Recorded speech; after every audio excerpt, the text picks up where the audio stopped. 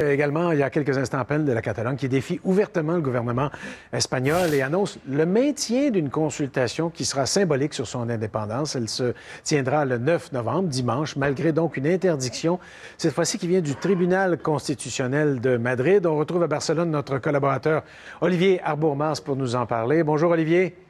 Bonjour Marc-André. Alors, parlez-nous de ce vote qui aura lieu dimanche, et ça malgré l'interdiction de ce tribunal. Oui, exactement. Alors, c'est un nouvel affrontement politique auquel on a eu droit hier, au politico-juridique.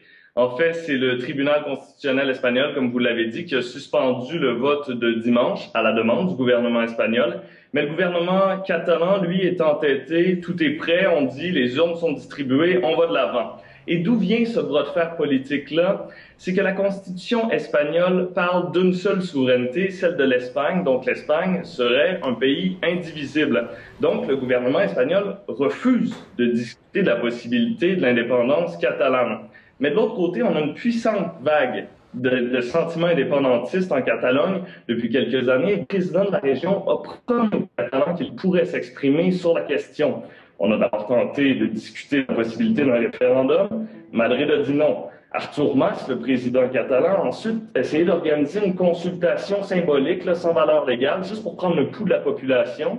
Et ça a également été bloqué par le tribunal constitutionnel en septembre. Et là, cette version encore plus symbolique de la consultation, ce qui est un processus participatif parce qu'il est organisé par des bénévoles et non par des fonctionnaires de l'État catalan, ça vient encore une fois d'être bloqué, mais les Catalans veulent aller de l'avant, donc on votera dimanche ici. Bon, alors il n'y a pas de doute à avoir. C'est très, très, très symbolique, tout ça. Ça n'a aucun poids légal. Non, il n'y aura pas de pays de la Catalogne lundi matin, même si le oui devait l'emporter. Aucun poids légal. Le but, en fait, c'est strictement là, de sonder l'avis de la population, d'avoir... Artur Mas, le président catalan, veut faire de cet exercice une démonstration de force, veut avoir suffisamment d'appui pour l'indépendance pour essayer de négocier peut-être la tenue d'un référendum ou sinon d'en appeler des instances internationales pour avoir une certaine forme de légitimité. Donc, c'est pour ça qu'il organise cette consultation-là, qui va être organisée non pas par des fonctionnaires de l'État catalan pour se conformer à la légalité, mais par 40 000 bénévoles. Dimanche, il y a, 942 des 947 municipalités qui collaborent, donc presque tout le monde va pouvoir voter dans sa municipalité. Mais il n'y a pas de liste électorale parce que la liste électorale est détenue à Madrid et Madrid refuse de collaborer. Ce qui fait que l'exercice, comme vous le dites, est symbolique et tout le monde doit apporter sa carte d'identité. Bon, et il y a un gros flou autour de tout ça. Est-ce que les policiers vont fermer des bureaux de vote dimanche? Qu'est-ce qui va se produire? Et ça risque d'atteindre le taux de participation et de miner l'argument démocratique qui pourrait émerger de cette consultation-là dimanche. Bon, écoutez, vous allez me faire un peu, c'est vraiment le ABC de la Catalogne ici, mais est-ce qu'il va se trouver également, parce que là, d'après ce que vous me décrivez, il y a de l'ampleur, le gouvernement est derrière ça, de Catalogne.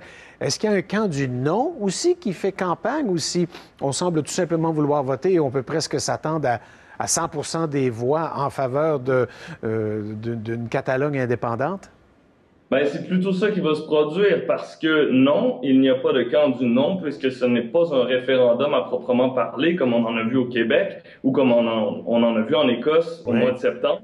Donc, les non-indépendantistes, les espagnolistes, comme on les appelle, eux refusent de donner de la crédibilité à ce processus politique-là. Donc, ils n'iront probablement pas voter. On s'attend principalement à ce que ce soit les indépendantistes qui se rendent voter. Et qui sont les indépendantistes, combien il y en a, tout dépendant des sondages, ça varie entre le tiers et la moitié, parfois même un peu plus, de la population. Le plus récent sondage chiffrait à 49,4% le pourcentage d'indépendantistes et les non-indépendantistes, eux, n'étaient qu'à 20%. Ce qu'on sait aussi, c'est qu'il y a une grande partie de la population, indépendantiste ou pas, qui veut régler la question par référendum. Il y a 70% des Catalans qui veulent voter. C'est un mouvement qui a pris de l'ampleur depuis plusieurs années, depuis 2010 en fait. L'élément déclencheur, ça a été le retrait, encore une fois, par le tribunal constitutionnel, du statut d'autonomie de la Catalogne en partie, en fait, qu'il a été amputé en partie. On lui a notamment retiré son statut de nation. Et là, ça a été un mouvement social d'une ampleur sans pareil. Les 3 dernières fêtes nationales, le 11 septembre, il y a plus d'1 million, voire plus d'1,5 million à chaque fois de Catalans qui se sont réunis dans les rues de Barcelone pour demander à tout le moins un référendum, pour demander de se prononcer sur la question de l'indépendance. Bien, très bien. Il y aura certainement beaucoup de développement d'ici à dimanche, jour de cette consultation populaire symbolique. Merci beaucoup, Olivier. Au plaisir.